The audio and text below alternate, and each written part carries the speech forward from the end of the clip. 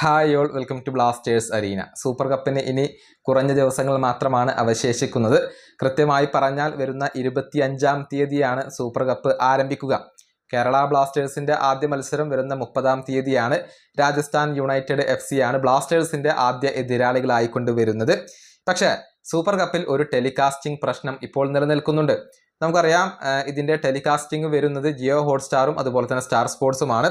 എന്നാൽ ഗോവയിലെ ഫറ്റോഡ സ്റ്റേഡിയത്തിൽ നടക്കുന്ന മത്സരങ്ങൾ മാത്രമാണ് ഇപ്പോൾ ടെലികാസ്റ്റിംഗ് ഷെഡ്യൂൾ ചെയ്തിട്ടുള്ളത്. അതായത് മറ്റൊരു സ്റ്റേഡിയമായ ബാംബോലിമിലെ അത്ലറ്റിക് സ്റ്റേഡിയത്തിൽ നടക്കുന്ന മത്സരങ്ങൾ ഇതുവരെ ടെലികാസ്റ്റിംഗ് നിശ്ചയിച്ചിട്ടില്ല.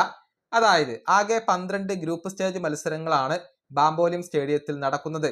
നിലവിലെ സാഹചര്യം പരിഗണിക്കുമ്പോൾ ആ മത്സരങ്ങൾ നമുക്ക് ലൈവ് കാണാൻ കഴിയില്ല എന്നുള്ളതാണ്.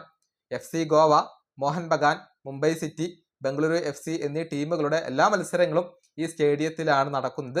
അത് ലൈവ് ഉണ്ടാവില്ല എന്നാണ് നിലവിൽ നമുക്ക് പറയാൻ കഴിയുക. അതേസമയം കേരള ബ്ലാസ്റ്റേഴ്സിന്റെ 2 മത്സരങ്ങൾ ഈ സ്റ്റേഡിയത്തിൽ നടക്കുന്നുണ്ട്. രാജസ്ഥാൻ യുണൈറ്റഡ്, ഹൈദരാബാദ് FC എന്നിവർക്കെതിരെയുള്ള മത്സരങ്ങൾ നിലവിലെ അവസ്ഥയിൽ ടെലികാസ്റ്റിംഗ് ഉണ്ടാവില്ല. അത് ബാംബോലിം സ്റ്റേഡിയത്തിലാണ് നടക്കുന്നത്.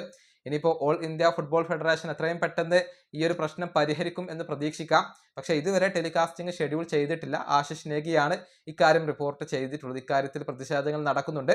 ഫെഡറേഷൻ അധികം വൈകാതെ തന്നെ ഈ പ്രശ്നത്തിന് ഒരു പരിഹാരം കാണും എന്നാണ് പ്രതീക്ഷിക്കപ്പെടുന്നത്. ഈ വീഡിയോ അവസാനിപ്പിക്കുന്നു. അടുത്തൊരു വീണ്ടും കാണാം.